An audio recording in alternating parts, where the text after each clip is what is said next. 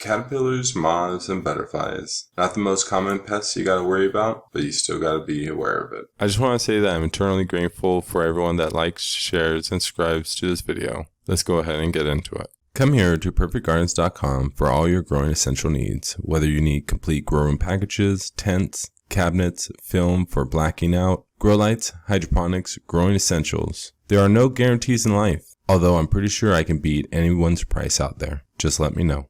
Let's be clear, guys. A healthy insect population is also a healthy sign of biodynamics. Again, I'm always talking about it. It's always something I'm always pushing people in that direction because I think it will make you a better grower overall if you learn to work with life versus trying to annihilate it. However, caterpillars are definitely one of those insects that look pretty but could definitely do some damage in your grow room. Or should I really say your grow space, because normally you're going to be seeing these issues when you're growing outdoors or in greenhouses. Whenever dealing with pests, I think the most important thing to become aware of or learn to do is identify the subtleties each pest leaves behind when they are using your plants as a host for food, shelter, or laying their eggs. So first off, laying their eggs on the plants. You can see these eggs on the stems and on the branches and even on the leaves. They look like little spots, usually black in color, and very often or not they'll be circular dots. If they're on the leaves, there'll be circular dots that kind of line the leaves, and you'll see a whole bunch of little dots connected. You can see anywhere from 10 to 15 all connected, and you really won't notice it, but it's normally right on the underside of the leaves. Another good way to identify caterpillars is caterpillar poop. I guarantee you we've all seen it. It's something that we kind of look at and we're wondering, is this mold or something? We wipe it away and it's normally not a big deal, but definitely becoming aware of what caterpillar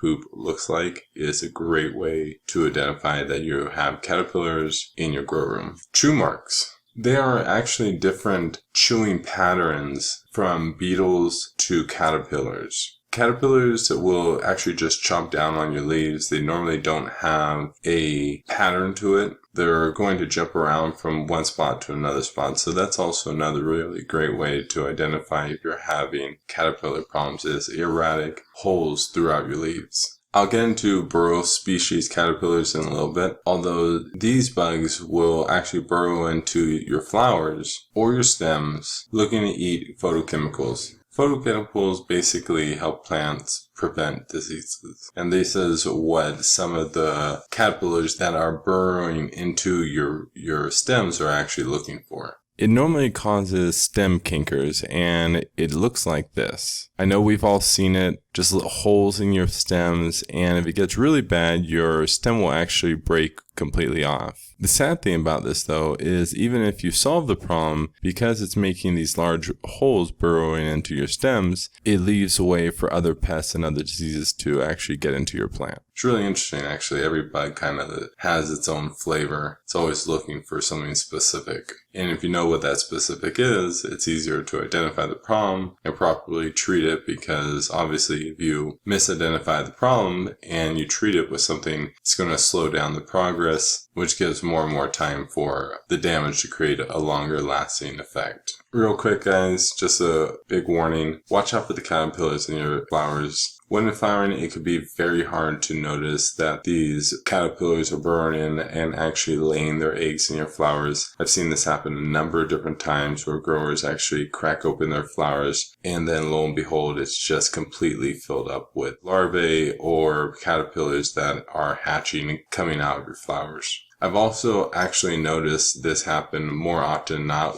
if the grower is using a high phosphorus product, things like the Hulk or things like that, especially when they're growing outdoors in a greenhouse. For some reason, a high phosphorus product, especially those, seems to somewhat attract the caterpillars to munch down on them. Just be aware, if you're also growing a vegetable garden and you're growing cabbage, kale, lettuce, tomatoes, I can almost guarantee you're going to be having some caterpillars, moths, or butterflies. More often than not, the reason why you're having moth problems or caterpillar problems is because you're attracting them into your grow room. A lot of growers will actually try to extend their season by putting in supplemental light in their greenhouses or outdoors, and that outdoor light is actually a beacon for moths. So obviously there's pros and cons. Just be aware that if you do something, for every action there is an equal and opposite reaction. The moths are going to be more present during the night, and butterflies will be more present during the day. Just little things to be aware of. So some caterpillars that are most predominant in this industry are going to be the cabbage looper, the corn borer, and the hemp borer.